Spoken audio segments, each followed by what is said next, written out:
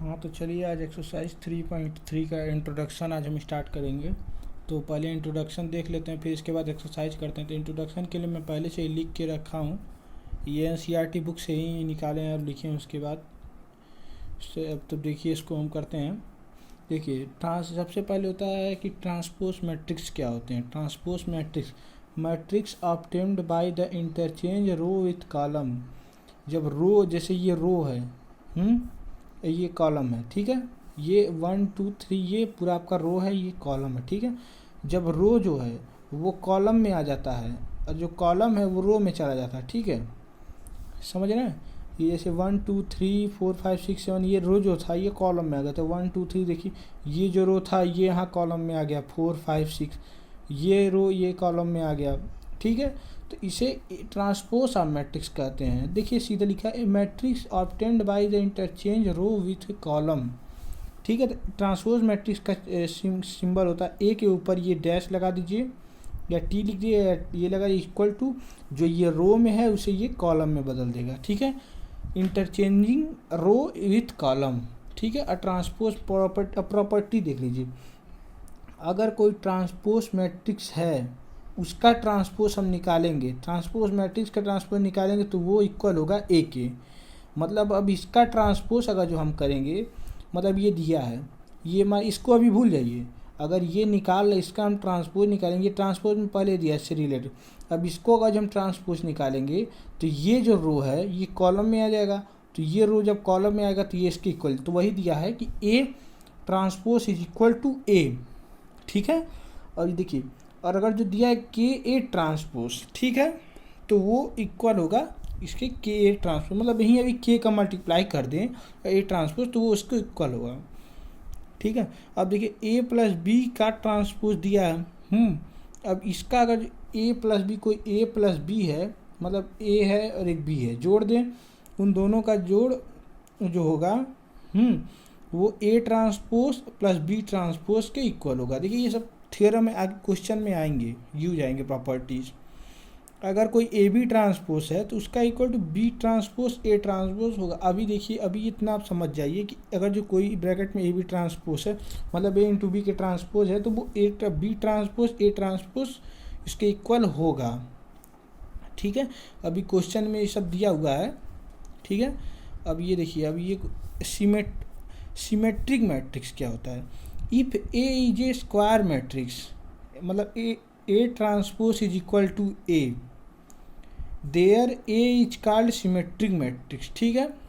जैसे देखिए ये स्क्वायर मैट्रिक्स है, ये ए, ठीक है, A1 -1 5, ये a square matrix A transpose is equal to ए।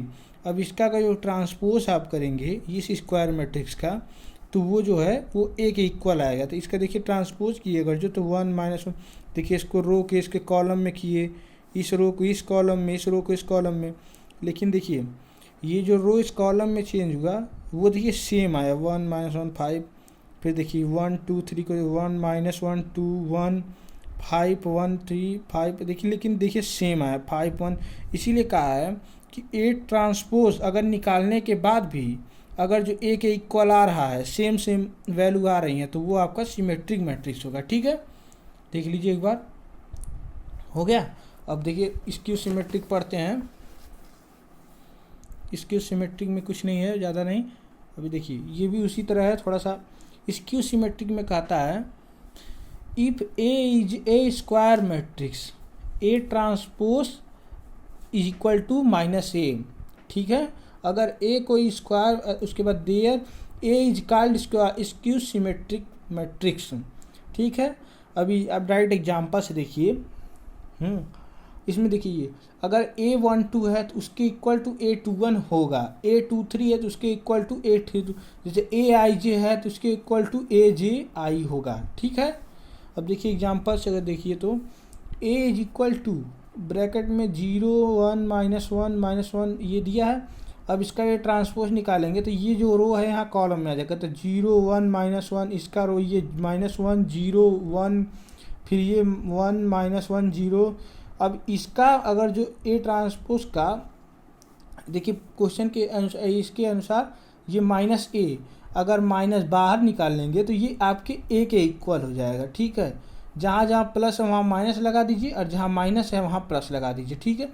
तो वो आपके ए के इक्वल हो जाएगा। अगर ए ट्रांसपोज में उसका अगर जो माइनस बाहर निकाल लें तो उसके बाद वो ए के इक्वल हो जाएगा। तो ये area A I J minus A J I, A I I is equal to minus A I I, ये A two A I I is equal to zero, A I I is equal to zero.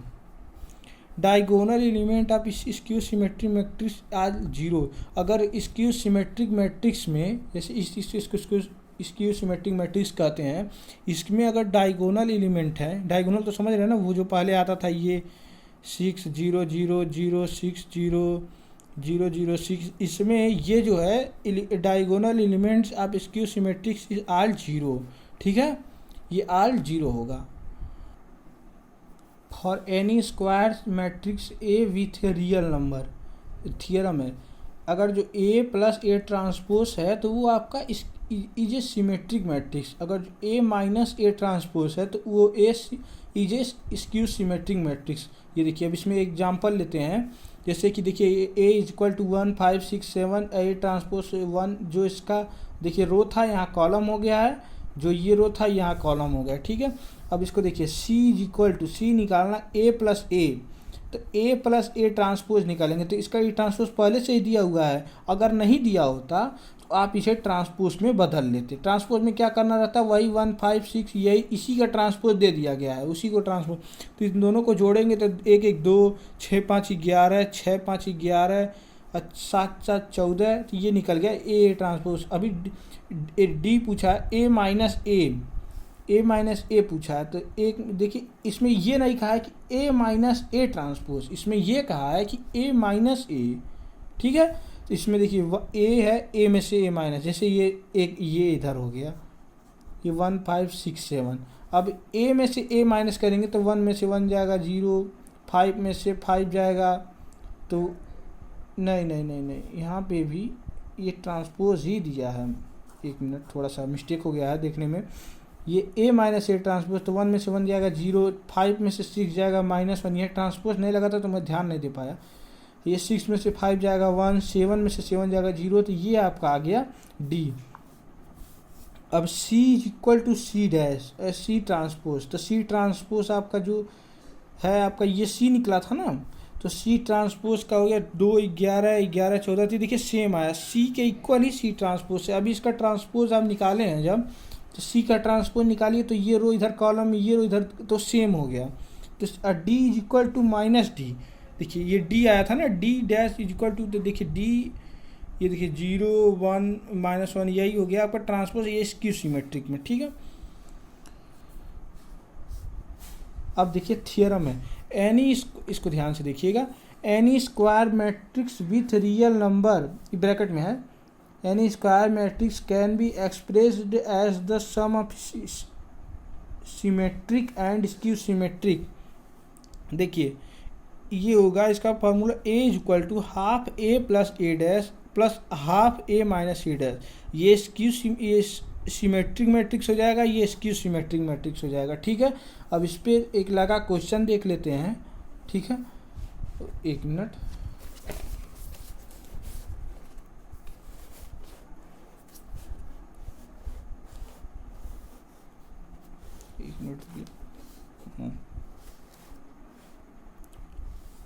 देखिए जैसे कि ये दिया है A is equal to 4 7 8 2, B A dash is equal to 4 7 7 2।